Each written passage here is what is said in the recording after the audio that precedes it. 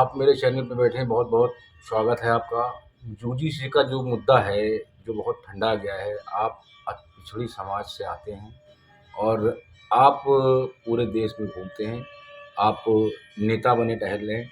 आप क्या कहना चाहते हैं मेरे चैनल के बारे पहले तो मैं आपके चैनल को बहुत बहुत बधाई देना चाहूंगा, क्योंकि यूजीसी का मुद्दा जो ठंडा गया है और यूजीसी के मुद्दे को लेकर के आपने जो मुझसे सवाल पूछा, ये बहुत ही प्रशंसनीय सवाल है। क्योंकि यूजीसी का मुद्दा एकदम ठंडा गया है। बहुत जोरों शोरों से चला था यूजीसी का मुद्दा, लेकिन अब एकदम ऐसा लगता है कि यूजीसी का मुद्दा में जंग लग गया हो। देखिए, दलित, शोषित, वंचित, पिछड़ा, दलित, इन सब जातियों का जो यूजीसी का जो मुद्दा था, जो यूजीसी के लिए लोग बयानबाजी करते घूमते हैं, लेकिन यूजीसी की फुल फॉर्म नहीं मालूम होगी।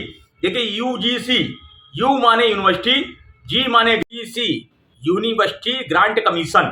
उसमें होता क्या है, जैसे कि प्रोफेसर हों, लेक्चरार हों या कुलपति हों या जो भी व्यक्ति उस पद पर, उस दायरे पर बैठा हुआ व्यक्ति हो, होता क्या है कि जो छोटी जातियां, जो निचली जातियां, जो वंचित जातियां, उनके जो बच्चे, छात्र छात्राएं, बालक बालिकाएं, जो बच्चे पढ़ते हैं, अब होता क्या है कि मेरे ही परिवार में, मेरे ही घर में एक बच्चा 8वीं की परीक्षा दिया, और जब मैंने उनसे कहा कि मैं उसको स्वयं पढ़ाया था, वो बच्चा सीबीएसई आईसीएसई बोर्ड से पढ़ रहा था, मैंने उसको स्वयं पढ़ाया। जब मुझे मालूम था कि इसका मार्क्स कम से कम 97-98% जाना चाहिए, लेकिन उन्होंने उस टीचर, उस मास्टर ने क्या किया कि उसका मार्क्स, मात्र उसका नंबर जो था 60% के हिसाब से दे दिया।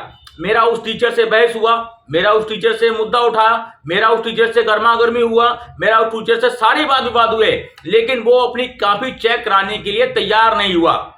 तो यूजीसी, यूनिवर्सिटी ग्रांट कमीशन, उन बच्चों के लिए, उन बालिकाओं के लिए, उन नौजवानों के लिए, उन दलित, पिछड़े, शोषित, वंचित, कमजोर वर्ग के लोगों के लिए, चाहे वो किसी जात धर्म में जन्म क्यों ना लिए हों, लेकिन यूनिवर्सिटी ग्रांट कमीशन उनके लिए ऐसा इतना बड़ा मुद्दा था जिनको हक, अधिकार और न्याय मिलने की उम्मीद थी। लेकिन वर्तमान परिस्थितियों को देखते हुए, इस भारतीय जनता पार्टी की सरकार को देखते हुए, इतना चाहे कह दें, लेकिन ये लोग हमारे हक और अधिकार का हनन कर रहे हैं। मैं तो देश प्रदेश के नौजवान युवाओं से कहना चाहूंगा कि अपने हक का अधिकार को पहचानो, नहीं तो आपका हक और अधिकार ऐसा हनन होगा कि भविष्य छोड़िए, आपका भूतकाल का भी पता नहीं लगेगा। और इसी बात को लेकर के मैं कई जगह बोलता हूं, लगातार बोल रहा हूं कि पिछड़े, दलित, शोषित, वंचित समाज के लिए जो लोग नहीं लड़ रहे हैं, उन लोगों को निकलना चाहिए,